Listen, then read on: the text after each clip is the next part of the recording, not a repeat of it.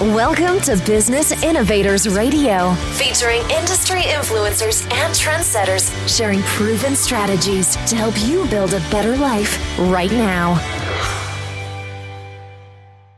Hello, listeners. Welcome to Business Innovators Radio. This is your host, Constant Taylor. Today we have a very special guest on the show, and they're going to share some very exciting information with us. So, if you're looking to increase your personal and professional effectiveness, then you've come to the right place. Our special guest today is Leon Wilczynski. Leon has been speaking professionally for 15 years. The content that he primarily covers is behavior, values, and motivation. He also does seminar training, and he's an independent broker in the pile driver industry. So he's got a pretty diverse background. Leon primarily speaks regionally and is based out of Covington, Louisiana. Leon has a book called The Motivation Equation, Choose Your Destiny. Leon, welcome to the show.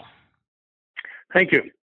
Now, I'd like to kick off the show by asking you if you could tell the listeners a little bit about your speaking business and how you help individuals and companies improve. A number of ways. Basically, I'm an advocate of helping people understand what it takes for them to get results in their life. I find too many people are always looking for motivation. They're looking for someone else to motivate them. They're looking to other people to inspire them to do something, when the secret, and there is no secret, is the fact that they have to motivate themselves. Motivation comes from within. The results in our life are what we choose, and they're all choices. A lot of people don't realize that. They're always looking for something different. They're looking for people that are going to open up. In fact, I wrote a book, and the reason I wrote the book is I got so upset with the book, The Secret by Rhonda Byrne. It's something that I read, and I said, this isn't accurate. This isn't real. This isn't what people should hear. This is what people want to hear. They want to hear that if they throw their thoughts into the universe and want something badly enough, it'll come to them. It's a great theory, but they claim it's a law of the universe. It's not a law of the universe. Even Einstein, who was a pretty bright guy, called his law of the universe a theory of relativity. He didn't take the guts or to call it a law. He called it a theory. So anyway, that's where I come from. And I've also found out that behavior and values are so important for people to understand, whether you're communicating within yourself or your business. A long time ago, I got interested in doing consulting. And I realized that, if a company's got problems, the biggest problem is the people they hired. And you can't really change people. It's difficult. I had a professor who was my mentor for many years, and he had the most beautiful phrase.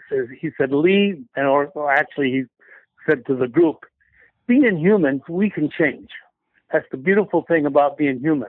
But the problem is, normally, most of us will not change until the pain of remaining the way we are is greater than the pain of changing. And I realized that, my gosh, how am I going to go into a corporation and change people when it is so difficult? And it really is. Mm-hmm. But what I can do is I can help companies hire the right people. That's one of the reasons I got into seminars for behavior and values. When we can match a person's behavior with the position and their values with the position, we're going a long way. Some people have a very aesthetic value. They love the environment, but they're not that interested in making money. Some people want to make a lot of money. Well, once we see these two differences, and there are about 7 different types of values, we can start to put people in the right place. Some positions require someone to be a traffic cop, someone to be dominant, someone to tell people what to do. Some positions tell someone to be real accurate and question everything. Maybe it's a good accountant or a CPA. There are so many different things that a company should be looking for to match the position. And I just kind of backed out of wanting to be a consultant and said to myself, I can help more people by explaining to them who they are, what they are, and why they're doing it. And that's also what led me to write my book about 5 years ago. Okay, excellent. Well, what I really love about you and what you're doing is that I can feel your passion. I mean, this is something that you really believe in, and which is, and I know that you're not a motivational speaker, but it is really difficult not to get charged up with what you're saying because it simply makes sense. It takes more than just wishing and saying, I need this, I need this, I need this, or I believe I'm going to have $1 million. I believe I'm going to have $1 million, without putting any actual work and effort behind it. Which leads me to my second question, is that, like you, I thought that the secret was substantially overrated and missing a key component. And the key component that I thought that it was missing was actual actionable steps. So putting action behind those affirmations and those wishes. What do you think about that? I believe in it totally. When I wrote my book, there are 3 factors in my book. My book is a sketch of a stick body, and it has a head, a body, legs, and arms. The head is what we think. The body is what we know. The hips are what we do. The legs are the vehicle. The arms are choices. To me, that is the whole essence of motivation. We choose what we think. We choose what we learn. We choose what we do. And all of those 3 factors are the keys to motivating ourselves and achieving results. Excellent. So let's step back for a minute, Leon. And do you mind if I call you Lee? I know you. It doesn't matter. I'm used to both. Okay. So and my friends call me Lee. So go ahead. Okay. So when you're looking for him on the internet, it's Leon Wilczynski. For the interview, I'm gonna call him Lee. Lee, let's step back for a moment. And how did you find your path into the speaking business? I know that you started out in the pile driving business. How did you make that transition? What motivated you to do that? I went to a seminar one time about 10 years into the pile driving industry for the branch that I was running, and met a fellow by the name of Mike Weaver. Mike is still in the business. He does consulting. He does a lot of training. And that's where I was exposed to behavior and values profiling. And all of this came about, and it just interested me. It was something I wanted to do as a way to help people, and I was drawn into it. So I went and got myself certified about 30 years ago in behaviors and values. Okay. And what was your first assignment engagement with a company or individual that you actually helped and saw some results from? It was actually in the construction industry where I was doing programs, and I still can do these programs, and I love doing them. It's training and team building. In construction, you have a team. They can be the people in the field, they can be the people in the office, and a lot of times, especially the people in the field, don't have a lot of soft skills. They know how to do pile driving, they know how to build, but sometimes they just haven't been trained how to work with each other, communicate with the owners, and communicate with the engineers. Mm-hmm. And that is where understanding behavior can be very important. Okay. Now, when you do seminars, training. So when you're doing seminars, what type of content do you cover there, and what's your objectives? What is your main objective to get out of the seminar? That seminar revolves around a profile called DISC, D-I-S-C. I'm not sure you're familiar with it, but a DISC profiles 4 quadrants of behavior. Some people are more dominant and love telling people what to do. Some people are more influencing and love to bring people into consensus. Some people are more team-oriented and want to work as a team and figure out how to do it. And some people are more quality-minded and challenging, and they want to know why should we change and why should we do it. And DISC is a profile that you fill out. You answer 24 questions, and I can generate a 26-page computer report that actually by itself can explain to a person everything they need to know about their strengths and weaknesses and how to communicate. What actually impressed me the first time is I was an optimistic person, and I never could discover what my weaknesses were. And all of a sudden, it hit me in the head. My gosh, part of my weakness is my optimism and my fact that I think I do everything so well, and that's a hell of a weakness I know.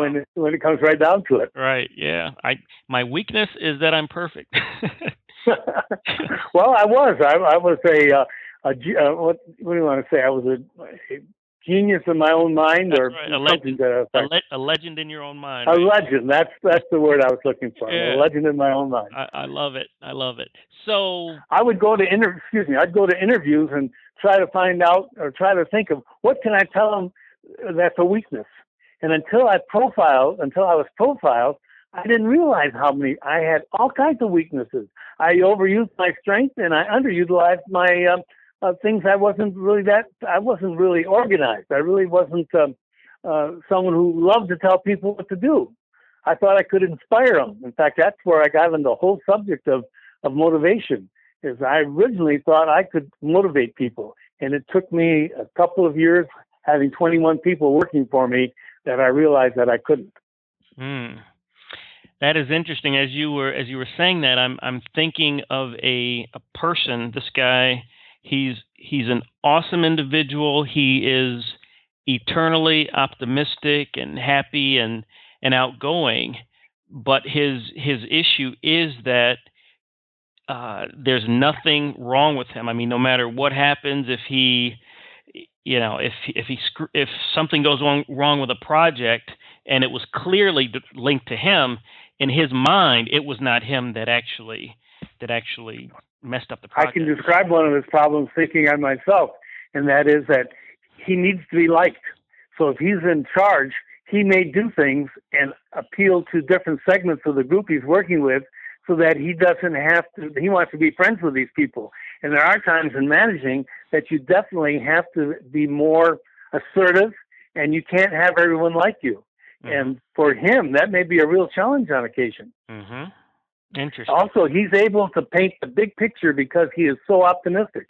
But by painting the big picture, he forgets to put all the little details together that someone who has S-type characteristics would normally do. They'd work as a team, they'd get all the details, they'd figure out how to do it.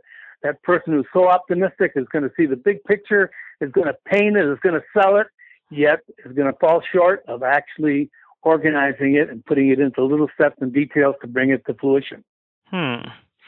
So after you have identified the discs, and so you identified this person as a director, now what do they do with this? What do they do with this information that they have? Well, that's the big challenge. That's where the seminar comes in. You have to, number one, show them that the profile is accurate. Number two, they have to understand where they need to strengthen their behavior.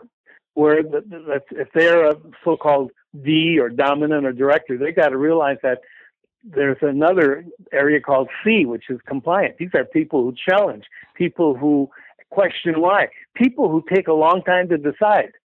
Dominant people, director-type people, make decisions very quickly. That can be very good, but it can also be a real hindrance to their success.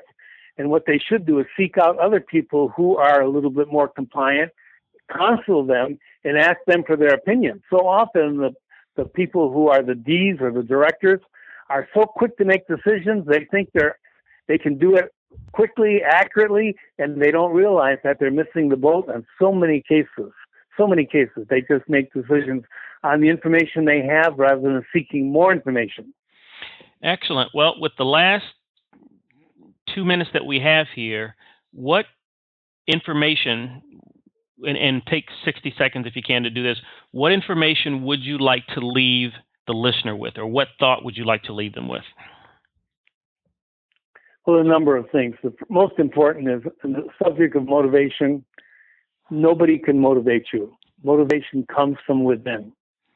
It's something that only you can generate. The day you accept that you are responsible, there's an old cliche, but it's so true.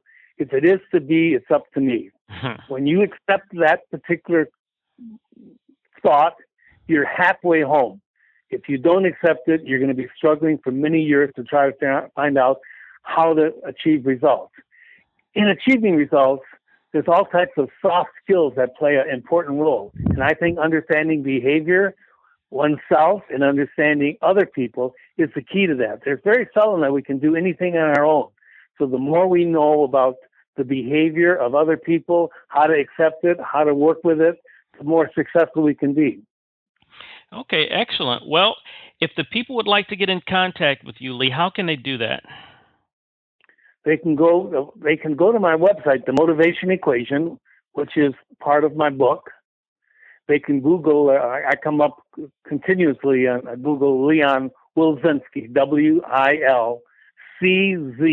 WILCZYNSKI. Okay. That's also my email address, leonwilczynski@bellsouth.net. And you can email me anytime. Okay, great. I'm actually on your website now, Motivation Equation. It's got some great content on here. Leon, it has been a pleasure. Thank you so much for joining us today. We really appreciate the information that you shared with the listeners. Thank you. I've enjoyed it. Thanks for listening to Business Innovators Radio. To hear all episodes featuring leading industry influencers and trendsetters, visit us online at businessinnovatorsradio.com today.